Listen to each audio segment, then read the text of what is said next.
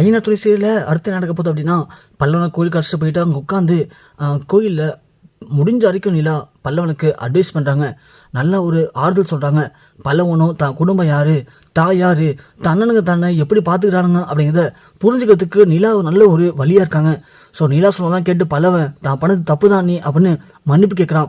மன்னிப்பு கேட்டதான் போதும் பல்லவா, நீ பழைய மாதிரி சிரித்து சந்தோஷமா இரு, அது போதும்.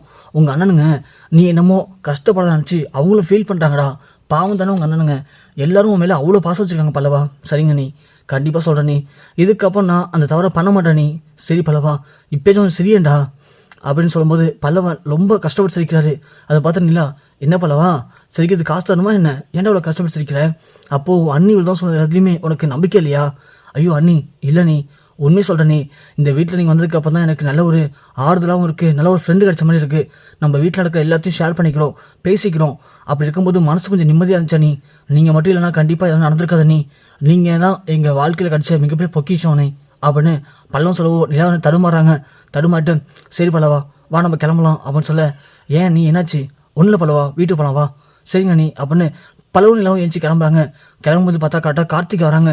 கார்த்திகா பார்த்ததும் நிலா உடனே பல்லவா போகலாம் அப்படின்னு சொல்ல, ரெண்டு பேரும் கிராஸ் பண்ணும்போது கார்த்திகா ஒரு நிமிஷம் இருங்க நிலா, ஏன் என்னை பார்த்து கோமா போகிறீங்க?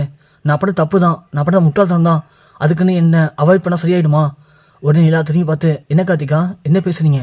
இல்லை என்ன பேசுகிறீங்கிற, உங்களுக்காக நான் சேரண்ட் அவர் தான் பேசி அவர் மனசை மாற்றி கல்யாணத்தை ஒத்துக்க வச்சு அவர் தான் வந்து காத்துட்டு இருந்தேன். ஆனால் நீங்கள் பாட்டுக்கு எனக்கு நான் வரவே இல்லை, ஏங்க வரல?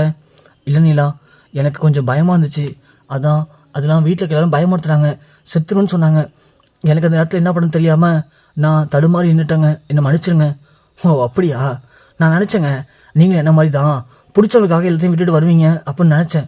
எங்கள் அப்பா கூட தான் சாவத்துக்கு போனார், அதுக்காக எது சரி எது தவறுன்னு யோசிக்காமல் முட்டாள்தனமாக நான் அங்கே இல்லையே, நான் வந்தேன்ல, அதே மாதிரி தான் நீங்களும் வருவீங்க, அதுவும் நீங்கள் உண்மையாக லவ் பண்ணிட்டீங்கன்னு நான் நினச்சி தப்பு எனக்கு போட்டுட்டேன்.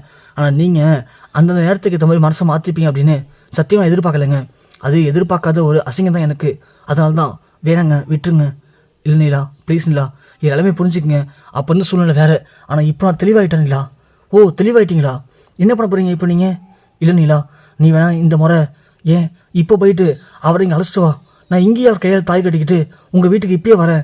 இந்த நேரத்தில் என்ன யார் வந்து என்ன பண்ணாலும் சரி, நான் யாரை பற்றி பயப்பட மாட்டேன் நிலா. அப்படிங்களா, இப்போ நான் போயிட்டு சேரம் மாமாட்ட பேசி அவரை இங்கே அழைச்சிட்டு வந்து பார்த்தா நீங்கள் இருக்க மாட்டீங்க, அதுக்குள்ளே மனசு மாதிரி ஓடிடுவீங்க. அதாவது குரங்கு மனசுக்குன்னு சொல்லுவாங்க, அதாவது எப்படின்னா மனசு அப்படியே தடுமாறி அடுத்தது கிளைக்கு போயிட்டே இருக்குமா குரங்கு மாதிரி, அந்த மாதிரி தாங்க நீங்கள் பேசுகிறது இருக்குது. ஒவ்வொரு செகண்டும் ஒவ்வொரு மாதிரி பேசுகிறீங்க. உங்களை நம்பி முட்டாள் வரத்துக்கு நானும் விரும்பலை, என்ன நம்பி முட்டாள் வரத்துக்கு அவரும் விருப்பப்படலை.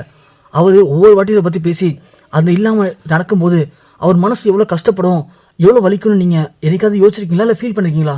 பாவங்க அவர் சும்மா இருக்காட்ட போயிட்டு கல்யாணம் சொல்லி அவர் மனசை கஷ்டப்படுத்தி அவரை அப்படி கஷ்டப்படுத்தி பார்க்கறதுல உங்களுக்கு என்னங்க அப்படி ஒரு அல்ப சந்தோஷம்? நிலா நீங்களாச்சும் புரிஞ்சுக்கோங்க நிலைமையை. இல்லைங்க புரிஞ்சுக்கிட்ட வரைக்கும் போதும், நல்லாவே புரிஞ்சுக்கிட்டேன், அதை தான் பேசுனேன், இதோட விட்டுருங்க. உங்களுக்கு கல்யாணம் பண்ணிக்கணும்னு ஆசை இருந்தால் உங்கள் வீட்டில் சொல்லி நல்ல பையன் பார்த்து கல்யாணம் பண்ணிக்கோங்க அப்படின்னு சொல்லிட்டு நீலா கிளம்பிடுறாங்க. பல்லவனே ஏன் நீ அப்படி பேசுனீங்க? இல்லை பல்லவா, அவங்க மனசில் இன்னொரு நிலையான எந்த ஒரு விஷயத்தையும் யோசிக்கலடா, அவங்க மனசு தடுமாறுது, அதனால் கண்டிப்பாக அவங்க அண்ணனுக்கு இவங்களால பிரச்சனை தாண்டா வரும், வேணா பல்லவா வா போகலாம் அப்படின்னு சொல்லி கிளம்பி வீட்டு வந்துடுறாங்க. வீட்டு வர பார்த்ததும் சேரணும் சொல்லணும், அண்ணன் அங்கே பாருண்ணே பல்லவனை எப்படி செஞ்சு சந்தோஷமாகறான்னு சொல்லிட்டு. தெரியும்டா நீலா காலையில் அவன் கோயில் கஷ்டம் போகும்போது நினச்சேன், எப்படி ரிட்டர்ன் வரும்போது பல்லவன் எல்லாத்தையும் மறந்துட்டு சந்தோஷமாக வருவோம் அப்படின்னு. எப்படின்னு அதான்டா நிலாங்கிறது. நிலா அந்த வீட்டு வந்ததுக்கப்புறம் தான் நம்ம வீட்டில் நிறைய மாற்றம் ஏற்பட்டிருக்கு. எல்லாரும் மூஞ்சிலையும் எவ்வளோ பிரச்சனை இருந்தாலும் சரி அதை தாங்கிக்கிற அளவுக்கு சக்தியும் இருக்குது, சந்தோஷமும் இருக்குது.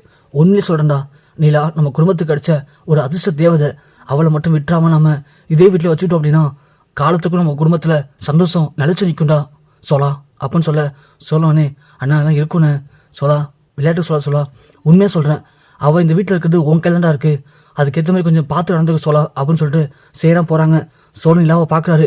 இது வரைக்கும் பார்த்த நிலாவை தாண்டி சோழனுக்கு நிலா கண் முன்னாடி அப்படியே ஒரு தேவதை மாதிரி ஜொலிக்கிறாங்க.